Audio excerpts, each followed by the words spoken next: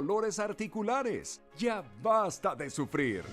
Con una cápsula diaria del veneno de abejas, volví a vivir sin dolores. B-Miracle. Llame ahora y reciba 2 meses de B-Miracle en oferta especial. Ordena 2 y recibe 3 meses de tratamiento. Pero si llama ahora mismo con su orden, recibirá la crema B-Miracle de acción inmediata completamente gratis. Para ese dolor rebelde y localizado que a veces aparece. Pero tiene que marcar ahora. B-Miracle. Una cápsula por día. El milagro de vivir sin dolor toda la vida. Investing in real estate doesn't have to be a pipe dream, but how do you find, analyze, renovate, finance investment properties without getting ripped off?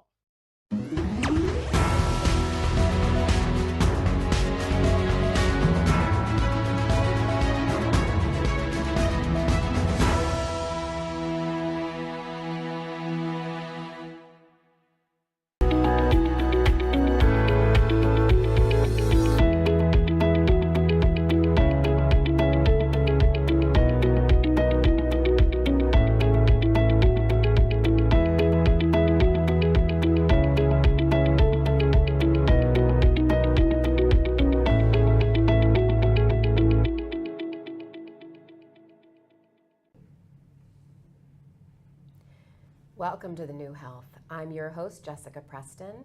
Here at The New Health, we speak with thought leaders and innovators in healthcare and wellness who are changing the world and how we can affordably be in the space of changing healthcare, being in a good, healthy system so we can not survive but thrive. Today we have back with us again today James Maskell, author of Evolution of Medicine and Community Cure, health economist, and also on the ground floor helping providers learn how to provide good care.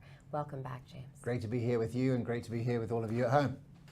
So I would love today, I know this is our last episode together, and I would love for us to kind of pull everything together, talk a little bit about how can people, first of all, functional medicine, our cost of functional medicine, and then how can we make this affordable and accessible to people? Yeah, when I speak to people and people, they decide, watching something like this might help you decide that you want to go and see a different doctor than you're seeing right now, and a doctor that's trained in a root cause methodology. But one of the biggest things that I hear from people is that I now have to pay for it and it's unaffordable, so what can I do?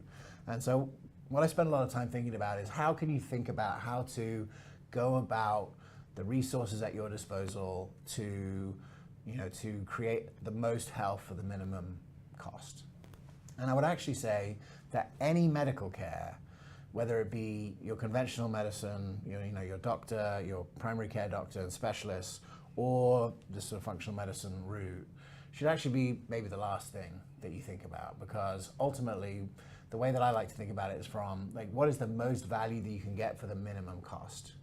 And at the end of my book, The Community Cure, we talk about it as sort of 5 concentric circles, and the outside circle is culture. And the reason why that is because, ultimately, we mentioned in a previous episode the idea of a blue zone. So the blue zone is a place around the world. There's 5 of them around the world. That maybe Singapore actually is now the 6th blue zone, where people live consistently to the age of 100. And in most of those cases, it's because of the culture, right? The culture reinforces regular movement, reinforces healthy eating, reinforces social connections in the community, and it's been documented, very clearly by many people. And there's actually a Netflix show about it called Living to 100. So there's plenty of examples of that. So how are you, what is the culture of your family, right? What is the culture of your family around food, around movement, around connection? If you don't do that, you will be at the will of the medical system. You will have to enter the medical system for it. The goal really, as far as I see, is how do you minimize your connection to the sort of reactive medical system? Because if you're in the reactive medical system, it means something's gone wrong. Mm-hmm. So how do you avoid things going wrong? And that's what's really happening in these blue zones. People are just living without really connecting to their doctor healthily into their 10th decade. So how do we do that? Mm-hmm. And that's really about the culture. Now, we have a very unhealthy culture in America. Almost all the things that we build our culture around are unhealthy and poisonous, right? So there is a responsibility for you in your family to be able to build a healthy culture. And ultimately, that's on all of us. And I know it's difficult to do that, but think about, everything from how you interact with media, because that a lot of times that can drive unhealthy culture. If you're like being shown images of like, delicious looking but unbelievably bad for you food, you're probably going to end up eating more of that food. So, it starts from that, but like, what are the rituals that you have with your family, every day, every week, every month? That's the first thing that you can have agency over, right? The locus of control, it's under your control, so start there. So that's the first thing, is culture. Now, for some people, that's easy to do and they can do it, but if that's not possible, if the next thing that's slightly more is community, right? So community is, working with other people to create those norms as well. And I think that part of the reason why I see that is that, ultimately a lot of to make new changes, you need support from other people. And Yes. so a lot of my work has been about finding ways in which people can support each other to create health. So community is the next C. The next C after that is coaching. If you are not, like, the first person that you could connect with might be a coach. My business partner passed away in 2019. A lot of these ideas came from him and I riffing. He was one of the first people trained to be a health coach. The health coach did not exist, right, 20 years ago. The only place that coaching really existed was in business, because in business, they could see that, like, if this person at their best, could produce this much for the company, and they weren't at their best, they could only produce this much, that it would make sense to give them a coach so that they could produce this much. And that was, coaching arrived sort of in the 80s and 90s into business. But then there was a sort of a explosion of it in the 2000s, the 2010s, because we realized, like, actually this is the missing person in healthcare, right? The coach who can actually, he's not a doctor, he's a bit more like a peer, someone who's gone through the journey of reversing their chronic disease and can help you implement it. And there's been a massive rise in health coaching. You can find a health coach, and they're typically, like, extremely inexpensive when compared to going to see a very high-priced, very well-trained doctor. So, even if you see health coaches in your area, or there might be health coaches for your specific condition, my recommendation is to, start there. And this conversation happened because, 10 years ago, I'm living in New York. Actually, 10 years ago, I'm living in New York, and I'm sort of working with all these doctors, and I would get every day people saying to me, hey, who shall I see? Which doctor shall I see? And I would talk about this with my partner, who's a coach, and I'd say, look, if you go and see the doctor who costs $1,500 cash, who's the best environmental medicine doctor in the city, or if you see my partner, the coach, the first thing they're going to recommend is pretty much the same. Like, if you're drinking 5 Cokes a day, you need to stop drinking 5 Cokes a day. There's no supplement that can solve that. So the recommendation is going to be the same. So why not start with the guy who, one, is going to be able to spend time with you, or the woman is going to spend time with you, who's going to understand what it's like to be you and can get you started in the right path rather than going for the most expensive option. So I think coaches have a big role to play. And also coaches are trained in behavior change, and that's really what we're focusing on at the beginning of any health journey. That's great. So we have, first, what we're going to do is we're going to start with what you do at home, which is culture and community. The first way that for the affordable new health model would be then, first step would be reaching to a coach for that lifestyle change. So that's our first 3 areas. And what is our next C? Let me just say, like, part of what I'm working on every day is getting those 3 areas in one. Like, these groups that we're working with in Heal Community is basically getting groups of people run by health coaches, deployed in clinics and paid for by insurance. Like, that's one of the things that I've been working on for the last 3 years, because that sort of structure can create massive health in the majority of people in that group. So I've been working on. The next one in is care, right? So if you've started to take better care of yourself, you've worked with a coach, you're doing all these healthy behaviors, and you're still experiencing symptoms, you're still experiencing nagging symptoms that won't go away, and you're actually activated into healthy behaviors, my next recommendation is to go and seek the care of someone trained in functional medicine. And the reason why I recommend functional medicine is because, like, ultimately the coach has probably got you doing all the lifestyle stuff. The functional medicine training is to understand how did you as an individual get here, and what is happening in your physiology that is driving this that has not been, pulled out. So this is the role of the functional medicine doctor. And if you look, there's a directory from the Institute for Functional Medicine. They have a directory of people in every state. There's thousands of doctors that have been trained in it. I highly recommend that as a starting point for people.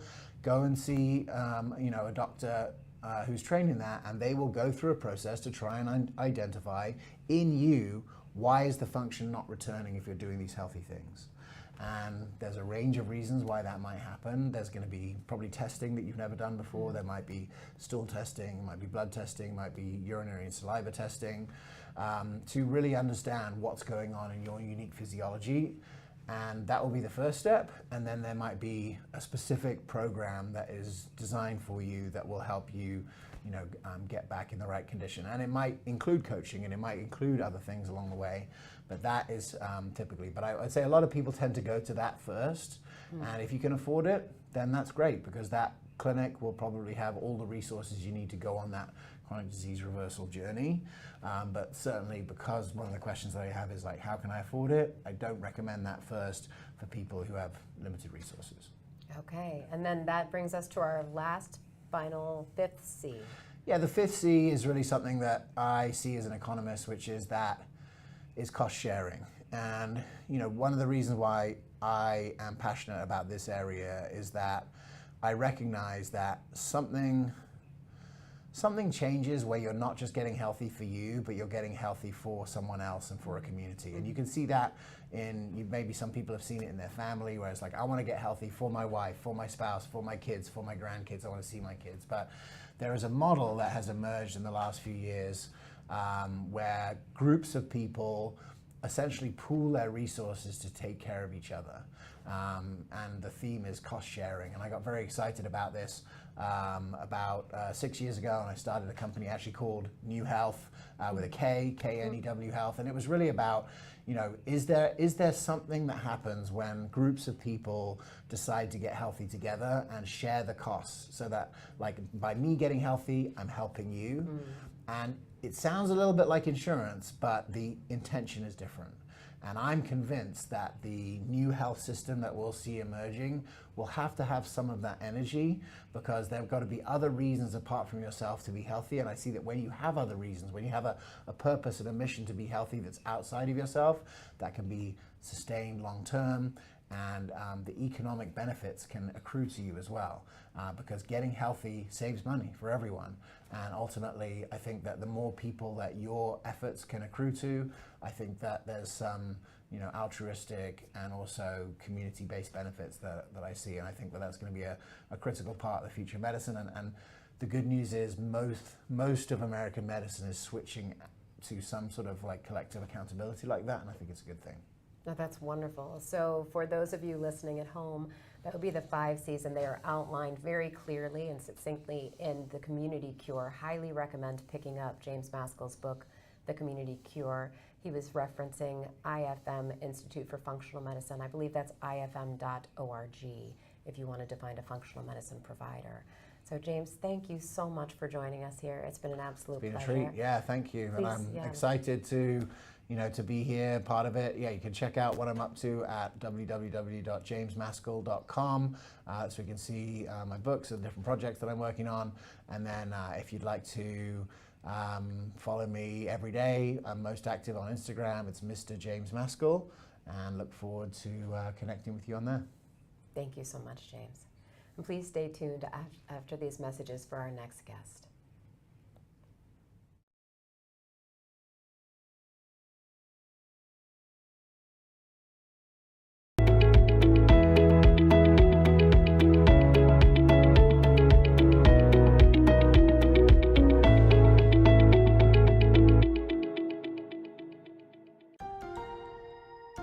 If you're on supplemental oxygen, heavy and awkward tanks can be a burden. Now, you can leave home and leave the tanks behind with Inogen, portable oxygen therapy that moves with you. With my Inogen, now I'm able to do the things that I've always loved. I just press the button here, and there's my oxygen. Inogen systems are so small and light, you're free to leave the house without the hassles of an oxygen tank. I could play golf again. I could go grocery shopping. I'm free again.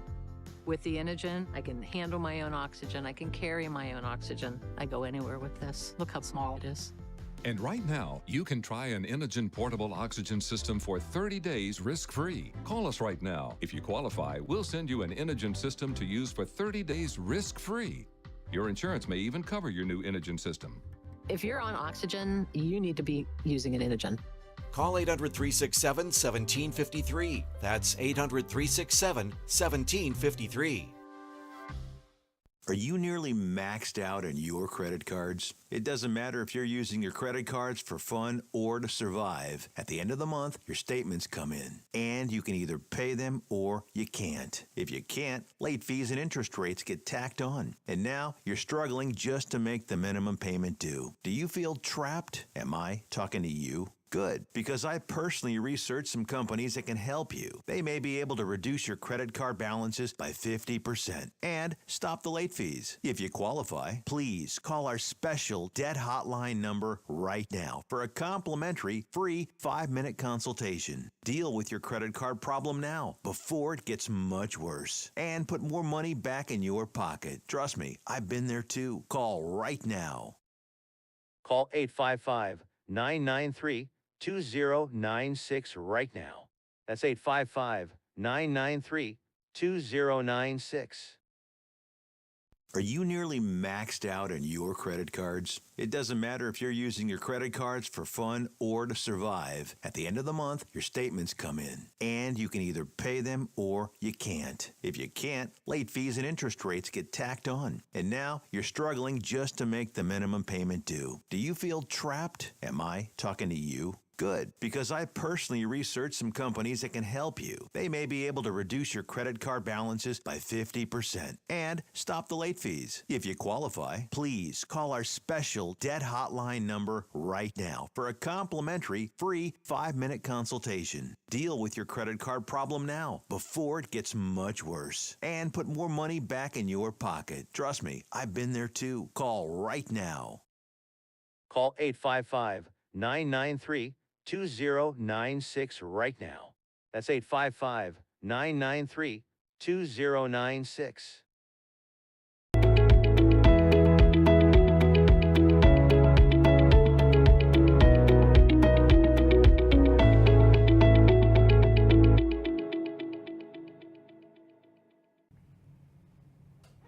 Welcome back, and we have back with us again today Adam Lane Smith, the attachment specialist. Thank you so much for coming back again, Adam. Glad to be here one more time.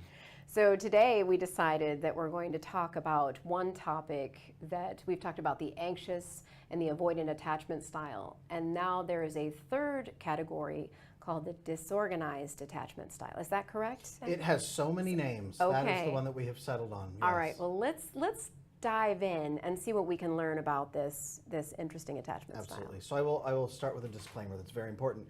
If you've been listening to our previous episodes about anxious and avoidant, and you're thinking, well, I'm kind of some of this and I'm kind of some of that, it's possible you do have the blend of the two. And I am currently in the process of updating attachment theory. Okay, it was created back in the 1960s.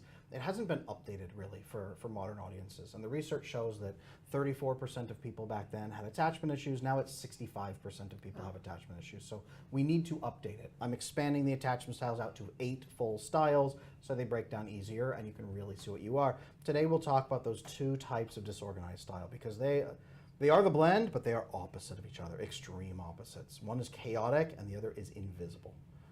Okay, chaotic, disorganized. Oh, no, the names. No. So I've created very different names. Oh, okay. There is so a help us out. quiet Yes. disorganized, Quiet disorganized, and loud disorganized. Loud disorganized. This is, for the people at home, this is fearful avoidant is usually what we call disorganized. Sometimes disorganized was the original style, and then sometimes it's just called anxious-avoidant. It has so many names, but it is when you are the blend of the two.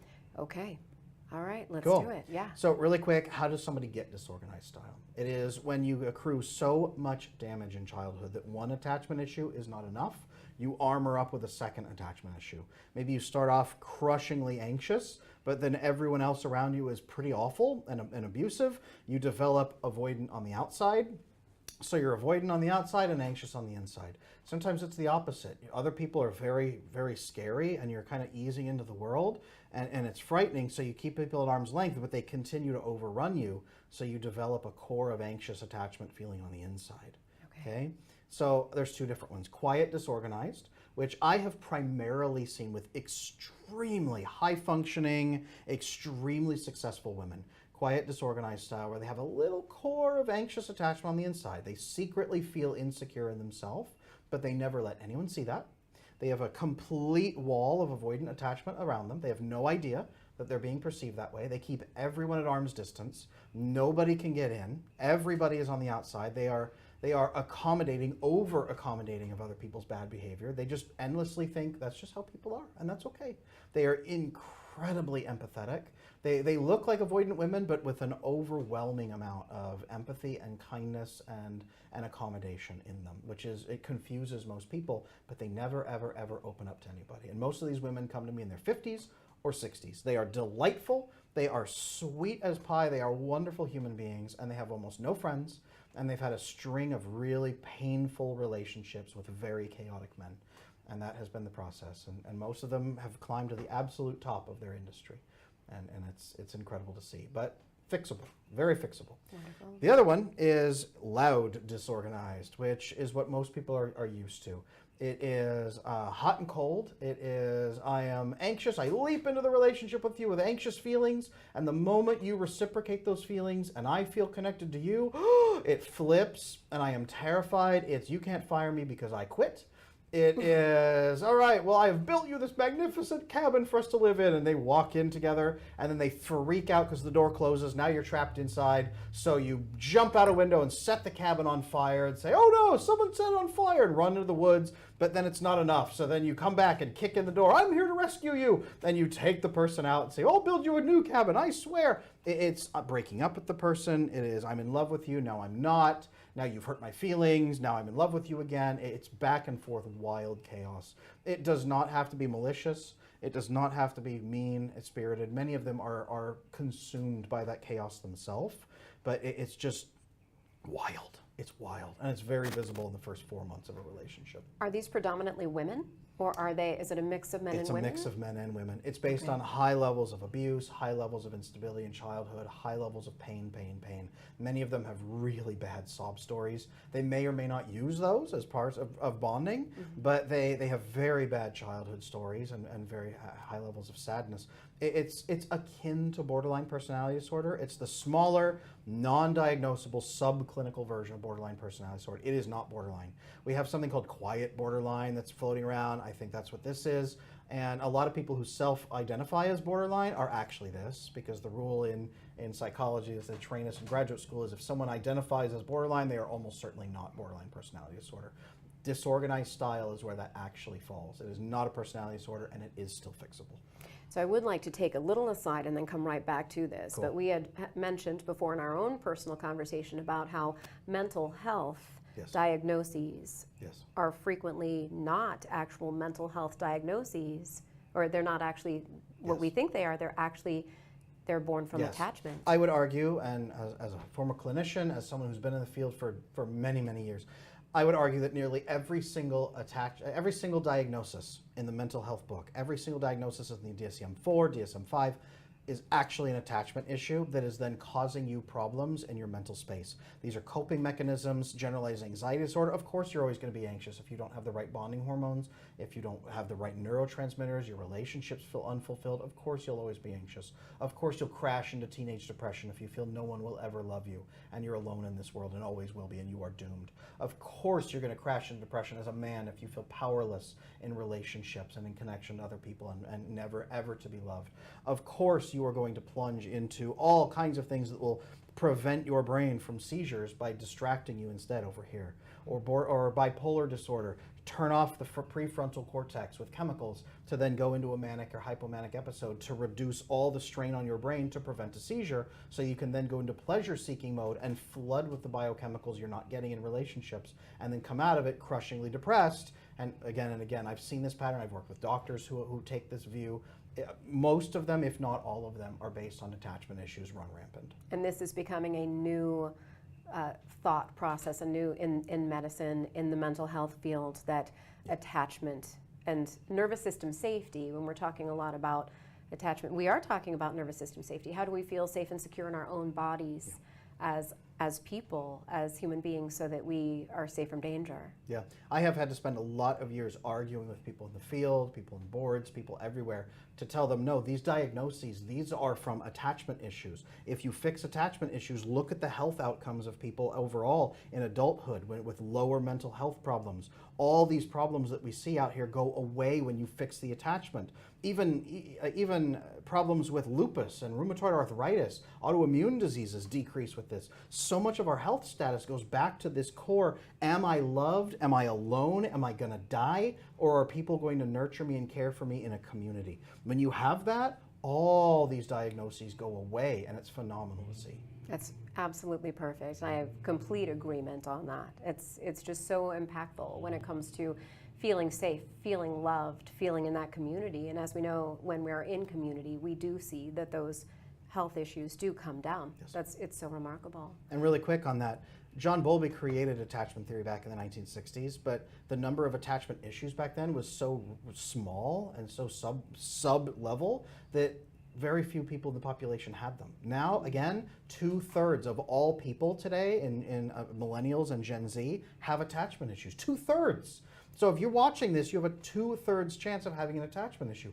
That's why I'm updating the field, so that we can have it for today, for what we need, and then push back against this insane medical model that treats you like a number and tries to medicate the crap out of you. Well, we're very lucky to have you doing that work, Adam. Thank you so much. So I do want to get back, because we just have a few minutes left, though, for our disorganized people. Absolutely. So that we can give them a few tips of what they can do or how they can move forward in that space. The number one thing that you need to do if you're a quiet, disorganized woman, hello, you're quite wonderful, I'm sure. If you're quiet, disorganized, the number one thing that needs to happen is to stop and pick one person that you trust in your life, go to them and ask them, do you think I'm closed off? And they will say, yes. And you'll say, would you like it if I talk more and open up more? And they'll say, absolutely. Mm-hmm. And most of these quiet, disorganized women are astounded. They say, really? Why? Why would you want to know more about me or get in or help or understand me? And they don't understand the reciprocal sharing that humans are supposed to do. So it just shocks them. So that's part of my coaching them, is just guiding them to speak to the people they already have in their life who are healthy and secure. Speak to those people and build those relationships, and it just blows their mind.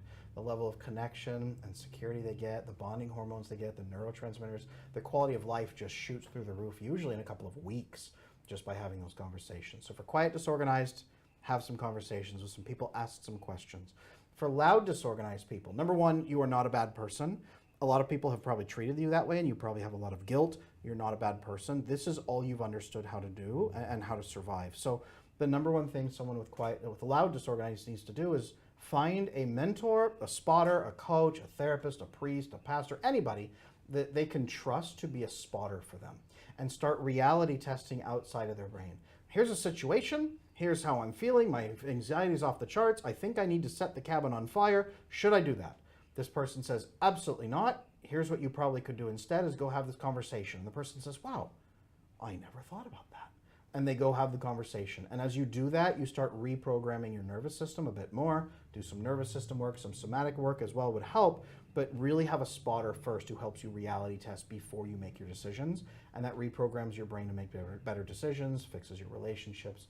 Absolutely key thing. You really can't do it by yourself.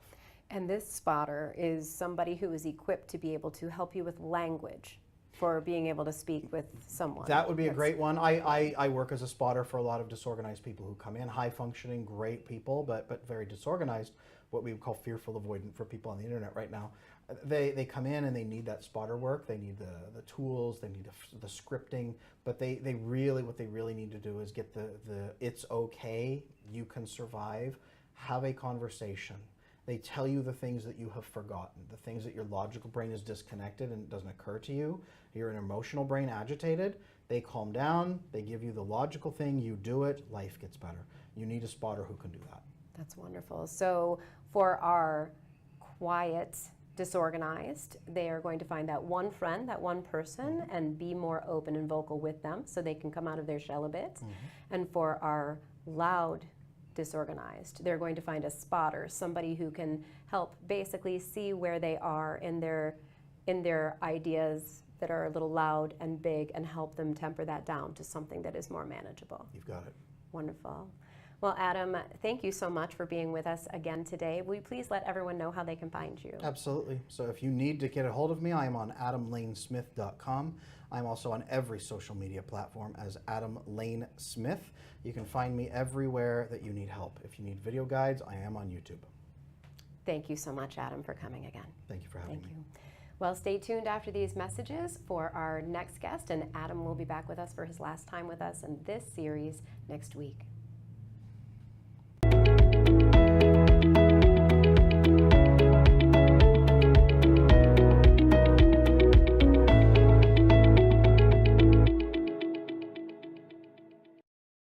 If you turned 65 recently like me, it's important you find a Medicare Advantage plan that gives you the coverage you're looking for. But finding one can be difficult. The best thing I did, and I suggest you do the same, is call a licensed insurance agent and let them walk you through your Medicare Advantage plan options. There are so many benefits you have access to, so make the call now and let the representatives explain everything to you. Our licensed insurance agents can offer you a variety of Medicare Advantage plans. Plus, the call is free, the information is free, and there's no obligation to enroll. We're here to make it easy for you to select a Medicare Advantage plan that may work for your needs. Finding a Medicare Advantage plan can be easy if you do what I did. Make a quick call right now to learn more. Thank you. Call 800-749-7781. That's 800-749-7781. Call now. Investing in real estate doesn't have to be a pipe dream. But how do you find, analyze, renovate, finance investment properties without getting ripped off? My name's Andrew Glisson.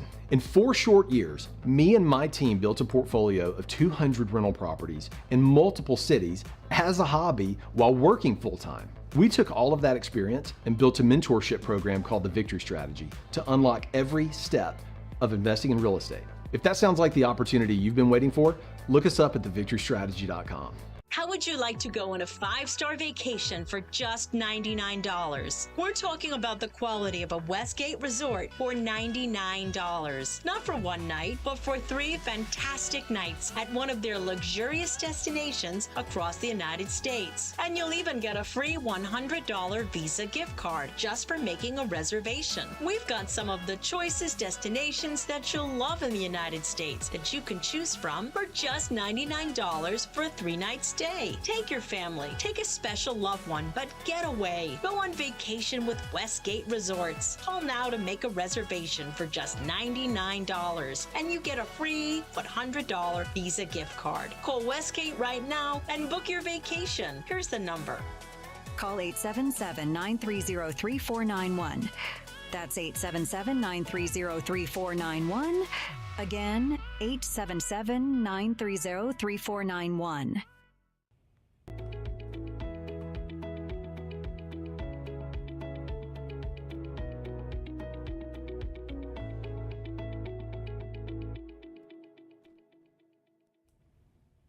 Welcome back. We're back today with Dr. Heather Gessling from Gessling Wellness Center. Family Wellness? Gessling Family Wellness. I should have reviewed that one more time. So thank you for coming back with us today. Yeah. I would love to speak with you about breast screening, breast cancer screening. Yeah, it's a good topic. I mean, it's really what people want to talk about right now. The public, a good portion of the public, the community, has sort of become disillusioned with the typical, the mainstream, the allopathic way of testing and screening. A lot of patients just want to have nothing to do with screening in general. And I kind of want to dial them back. I'm like, there is good reason for screening. If there's something that's going on, we want to catch it early, and it's so much easier to treat. And we don't want something to be, aggressive and extensive or spread by the time you catch it. That's not what we want.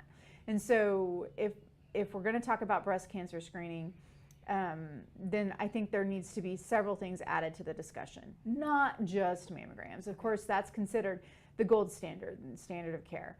However, there are people that will not do them. And there are concerns with mammograms. And so in that case, what other options are there? Well, first of all, let's talk about mammograms. So it has been the gold standard for so long, and people have dutifully done them. And so they can detect cancer, and they can detect cancer at the earliest stage, which is ductal carcinoma in situ. There's controversy to that, though, because as we talked about in one of the other episodes, your body is fighting cancer all the time. And ductal carcinoma in situ is microcalcifications that can indicate that there is a cancer forming. But your body can take care of it. It can go in, it can gobble that stuff up and eat it up. If you give it the right energy, if you aren't stressing it like we discussed before, that ductal carcinoma in situ is the earliest form of cancer that can be detected, could be gone if you were to wait 3 months to get your mammogram. Or, the next time that you're scheduled for it and you get it and it detects it, it doesn't mean that has to be aggressively managed. It doesn't mean that. I mean, what I'm saying is that your body can heal. And I'm not suggesting that you don't follow what your doctor's recommending. I'm just saying that stage of cancer, which is one of the main reasons why a lot of proponents say to get mammograms, is a controversial stage because it can come and go. But the next thing about mammograms is that it is a small amount of radiation on a breast. And so if you think about it, well, they say it's like going through airport security. However, that airport security, small amount of radiation is over a 6 foot, 5 foot area. It's not concentrated in that 6-inch area. And then there's also the concept that if a patient is going for a mammogram and it stresses them because they're thinking, I don't want to be doing this to my body. I don't like the concept of radiation. I don't want to have that, anatomical sort of smashing of my breast. All of these things can stress that patient. And so we don't want that. There are pros and cons to mammograms, but if a patient is stressed about that concept of getting a mammogram and they don't want to do that, the other options are ultrasound screening and thermography, and we'll talk about both. So ultrasound screening, unfortunately, I can't just order an ultrasound at a facility for breast cancer screening. It can't be done. I mean, there are a few out there, but for the most part, at a hospital or the mainstream diagnostic imaging centers, they will not do a breast cancer ultrasound screening if the patient has not had a mammogram. They just, even if the patient is paying cash, the radiologist will not read the ultrasound unless the patient's had a mammogram. I had a patient who had a significant abnormality on her ultrasound, and she wanted to get a next level diagnostic imaging, and she did not want a mammogram. And so it is my job to say, okay, well, this is another option. And we got her a breast MRI ordered. She paid cash for it. She went and did it. And then we got a call from the facility that said the radiologist refused to read it. Refused to read it. The MRI that she had done, it was already completed. She'd already paid for it. The radiologist refused to read it because she had not had a mammogram. This is the control of mainstream medicine right now. And so we were able to finally find a radiologist that would read that imaging. However, that's where we're at. And so what I use, if patients want to do an ultrasound for screening, I use a company called herscan.com, and I just love, it's Herscan, and you can go on to herscan.com and within 15 seconds get an ultrasound appointment scheduled. They're in most major cities across the United States, and they have appointments available usually within a week to 3 weeks. You can get one. It's cash pay. It's $295. It's not going to go into your insurance, but that is sort of where we're headed. People have to be willing, if they want to do alternative type testings or medicine, they're just going to have to be willing to pay cash sometimes. But so how much was that? You said $295. $295. Yeah. That's not. It's not bad. Yeah. Yeah, and they'll give a very detailed report about what they see in the breast, and they'll grade it, you know, depending on if they see something of concern and whether or not you have to go to the next level. This is a screening. And then another option that patients choose is thermography. And thermography is something that can be a modality for screening that is based off of heat sensing technology, very, very sensitive heat sensing technology. And so it will detect changes in inflammatory changes, which can happen from cancer, can happen from infection, can happen from injury, inflammation. And so it will detect that. It's recommended that if you have not had thermography before, that you get one, as far as for breast cancer screening, that you get one and then you get a repeat in 3 months for baseline, and then you can get one yearly after that. And so if you choose to do that, a lot of the places will have traveling thermographers, and they can come, you know, to they can even come to your home, or they come to my clinic, and we'll do a whole day of it. We actually just had that done yesterday in my clinic.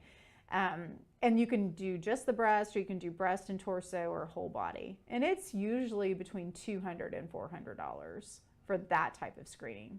So tell me about, well, first I want to backtrack. Your patient who ended up with the MRI, and you found someone to read it. Was she okay? Yeah, she was good. Oh, okay. Which is so great. Yeah. Because they were able to specifically see on the MRI, okay, these are just cysts. This doesn't look like anything that needs to be need a biopsy or anything further.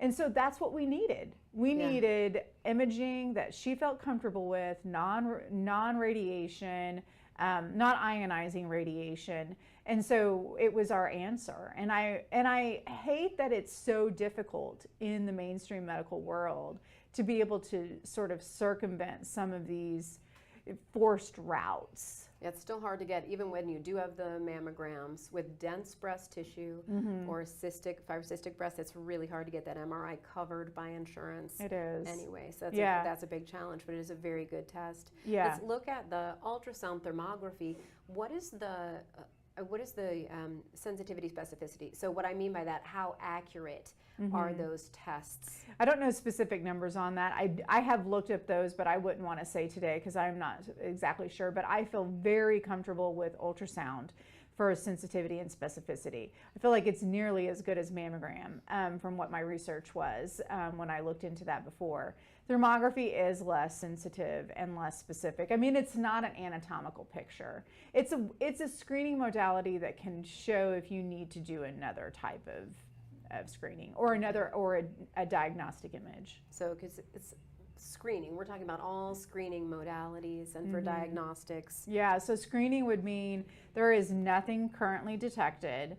You have not felt a lump, you don't have any signs or symptoms that would indicate that we need to have a specific answer. Screening is screening. There is no indication of cancer at this point in time, but we're going to see if something is visualized. Now, a diagnostic image is something has been seen either on screening or you have felt something and we need a good picture. And you have a good network of people that you're referring through for this? Yeah, so I do have thermography in my clinic. I do not say that is the be-all to screening. I say it is a tool. And if patients are choosing not to do some of those other modalities and they want to do this, then this is what I provide for them. And then we also have, like I said, the herscan.com.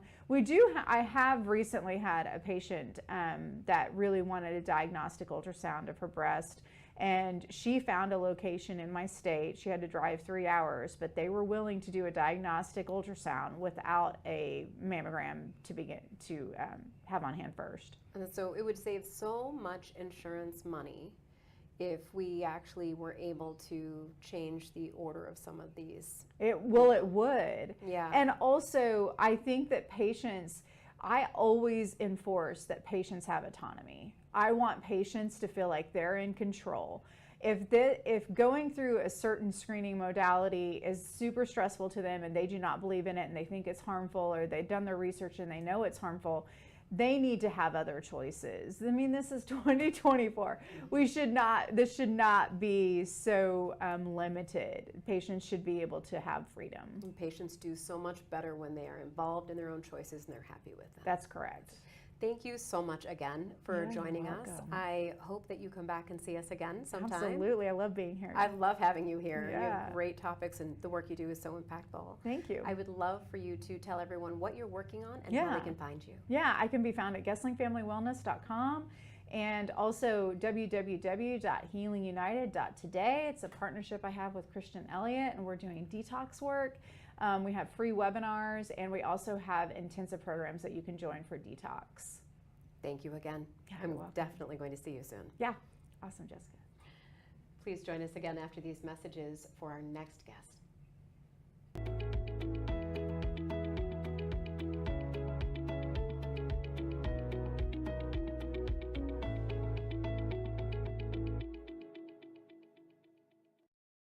If you turned 65 recently like me, it's important you find a Medicare Advantage plan that gives you the coverage you're looking for. But finding one can be difficult. The best thing I did, and I suggest you do the same, is call a licensed insurance agent and let them walk you through your Medicare Advantage plan options.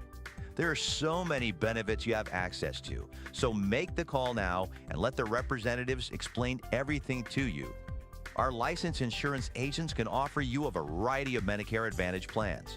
Plus, the call is free, the information is free, and there's no obligation to enroll. We're here to make it easy for you to select a Medicare Advantage plan that may work for your needs. Finding a Medicare Advantage plan can be easy if you do what I did. Make a quick call right now to learn more. Thank you.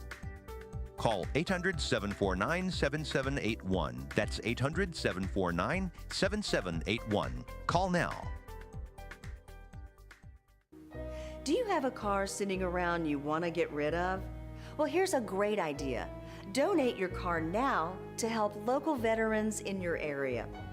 Yes, just make one fast call to the Veteran Car Donation Program. Within a few days, we'll come and remove your car for free. You can donate any car in any condition. We'll use our vast network to sell it. The proceeds raised go to help local veterans and their families. And you get a tax deduction. And all you need to do is make this free call. Clean your yard up, get rid of an old car, and help the vets. We make it easy. Make this free call now. Book your fast and easy pickup. Call the Veteran Car Donation Program now.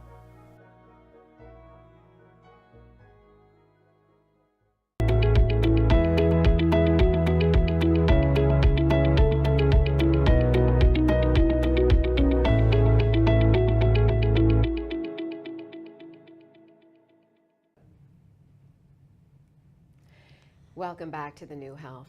Again, with me today, I have Dr. Cheng Buan from the Texas Center for Lifestyle Medicine. Welcome back, Dr. Buan. Hey, thanks. Appreciate you having me. Such a pleasure, and I know that we've talked about so many different topics. And one thing that we discussed possibly talking about is a topic near and dear to my heart, which is fertility. Yeah. So tell me a little bit about the work you do and some thoughts about fertility. You know, at the Texas Center for Lifestyle Medicine, you know, a lot of what we do is we get patients to feel safe and open up. Fertility is a very emotional topic, but it doesn't necessarily have to be that way, because I think people, especially women, feel isolated or feel, quote unquote, less of a woman if they're having fertility problems, but people don't have to feel that way. You know, my wife's an OBGYN, so we talk about women's health quite a bit, and I have 3 daughters, right? And so the topic of fertility is always, it's sort of a daily topic, to be honest with you, is because the emotionality of it is so complex. And I think we really have to approach it from the fact that for most people with fertility issues, men and women, it didn't start with you. It may have started generations up, like genetics and genetic inheritance and stuff like that. And just because you have the gene doesn't mean you have to express the gene. It means that you can do stuff about it to have less gene expression to improve your chance of fertility. So I like to, you know, put a spin on that concept. I love that, because when we talk about fertility, so much of the time we hear a lot of the same conversation. Yeah. And so I would love to switch it to a little bit of a different conversation. So you're talking about genetics, and I don't think you're actually talking about those genetics that we're looking at for like Down syndrome. You're thinking about different genetics. I am thinking about different genetics. So Down syndrome is a chromosomal abnormalities, and there's not much that can be done about that. But there's these other type of genetics, which are single nucleotide polymorphisms. That's basically a fancy word of saying variability in different genes and gene expressions. So what happens is, a little biology session here, is that we have DNA. And we have a lot of DNA, we know what it does. Most we don't know what it does. And the part that we don't know what it does is actually more important than the part that we do know what it does. So historically, scientists have called this junk DNA. Because, you know, we don't know what it does, we call it junk, right? That's right. Yeah. So now it's no longer called junk DNA. There's other terms for it, and there's a whole sequence called complementary DNA, where we realize that this part of a gene can activate other genes as well, right? And so when you look at genetics, just like the double helix of the DNA that's rotating, is that these sequences have different proteins that attach onto it, so either expresses or it doesn't express, okay? And that's what single nucleotide polymorphisms are, or SNPs, which you can actually get analysis on cheek swabs and stuff like that. That's how a lot of the ancestry companies actually get the information. So people think that I am born with this gene, therefore I am doomed to this. So in the infertility specialist world, there's specific genes that they look at. There's MTHFR, which is a sequence of multiple genes, not just one. There's COMT and all these different letters that put together to describe what it does, what it doesn't do, right? And so we see these genes that are there, and we say that you are high risk for having this, therefore we put you on this medicine, here's some progesterone, here's some aspirin, et cetera, right? But the reality of the situation is there's a lot to do in lifestyle to make sure that these genes function the way that you want it to function, not against you, especially in infertility. And this is called epigenetics. Epi means outside of the actual gene. There's things you can do outside the actual genes. And epigenetics are in the bucket of things you can control, and genetics is in the bucket of things that you cannot control. But my gosh, epigenetics is actually a lot more important. So exercise, diet, lifestyle, sleep, these are things that control the epigenetic expression, so these genes aren't creating this sort of disastrous effect for you. Can you give us, and I love epigenetics, can you give our audience a very simple example of a gene and something you can do with lifestyle to show epigenetic change? Yes. Like a before and after. Absolutely. My favorite is BDNF, brain-derived neurotrophic factor. I'm a brain guy. That's mostly what I do. And so there's genes that encode for the creation of this BDNF, which actually helps support the brain, attention, memory, et cetera, et cetera. And when BDNF goes up, guess what? Your hormones start going up. Your progesterone start going up. Your estrogen derivative starts going up, right? And what happens is it creates this huge downstream effect. So what increases BDNF the most? 20 minutes of walking, okay, 3 times a week, dramatically increases BDNF, right? If you're eating a healthier lifestyle, eating things that aren't too inflammatory, create a lot of inflammation, that can improve it as well. If you're hydrating well, that actually improves it as well. So these are things that control the epigenetic expression, so that people who are born, like myself, I have copies of these BDNF genes that don't express this, that doesn't allow the creation of BDNF as much. Another one is ApoE4. The person who made this one famous is Chris Hemsworth. In a recent documentary, he talked about, my gosh, I have the Alzheimer's gene, right?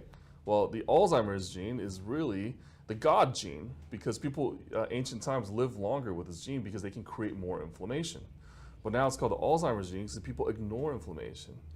If you are having joint pain, you take an aspirin, you know, but it doesn't decrease the inflammation in a long period of time. It can actually worsen it, so you ignore it over a long period of time. So some of these genes that whatever we're calling it, like the Alzheimer's gene, is really built upon human survival, but we're putting it in a different light.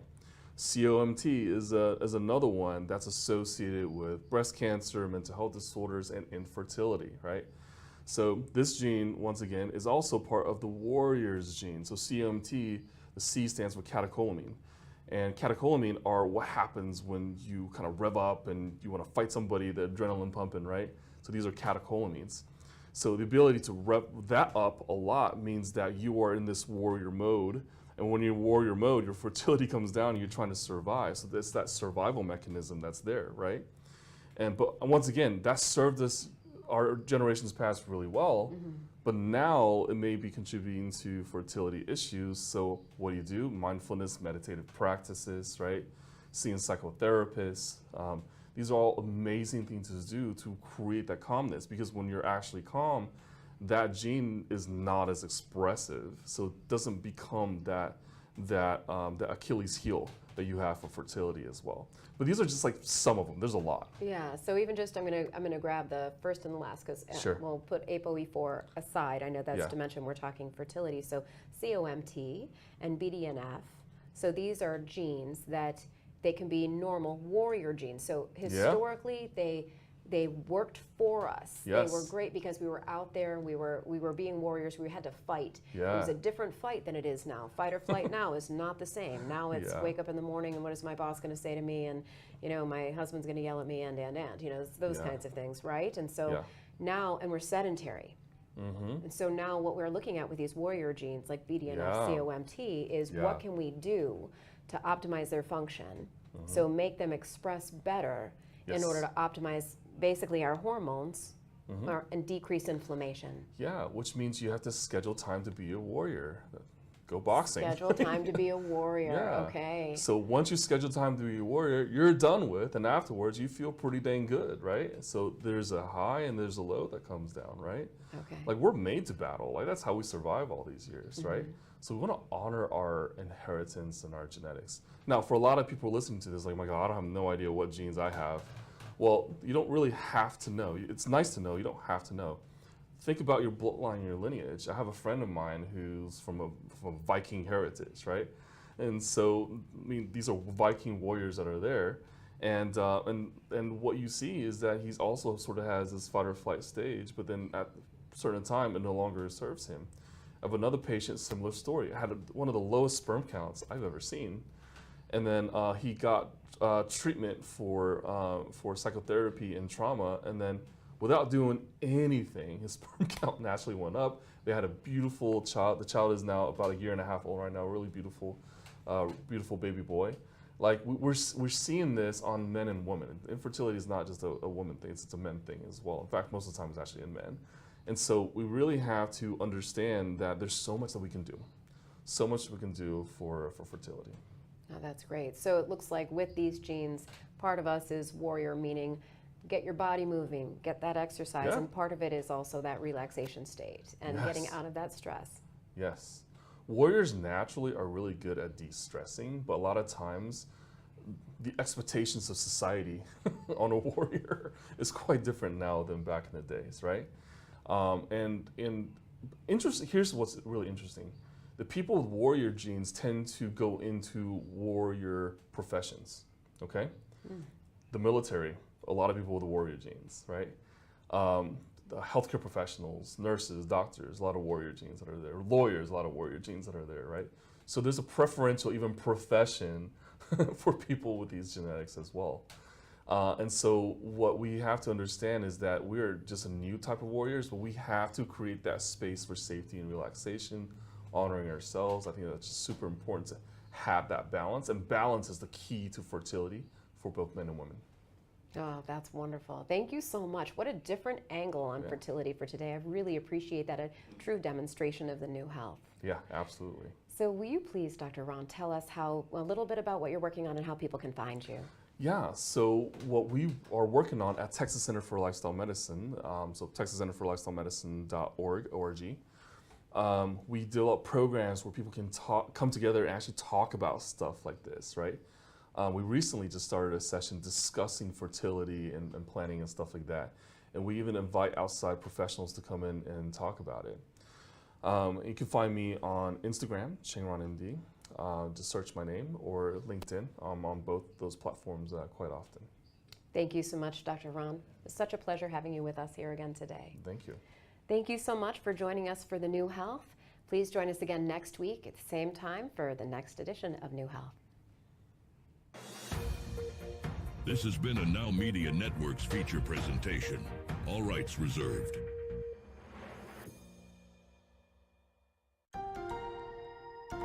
If you're on supplemental oxygen, heavy and awkward tanks can be a burden. Now you can leave home and leave the tanks behind with Inogen, portable oxygen therapy that moves with you. With my Inogen, now I'm able to do the things that I've always loved. I just press the button here, and there's my oxygen. Inogen systems are so small and light, you're free to leave the house without the hassles of an oxygen tank. I could play golf again. I could go grocery shopping. I'm free again. With the Inogen, I can handle my own oxygen. I can carry my own oxygen. I go anywhere with this. Look how small it is. And right now, you can try an Inogen portable oxygen system for 30 days risk-free. Call us right now. If you qualify, we'll send you an Inogen system to use for 30 days risk-free. Your insurance may even cover your new Inogen system. If you're on oxygen, you need to be using an Inogen. Call 800-367-1753. That's 800-367-1753.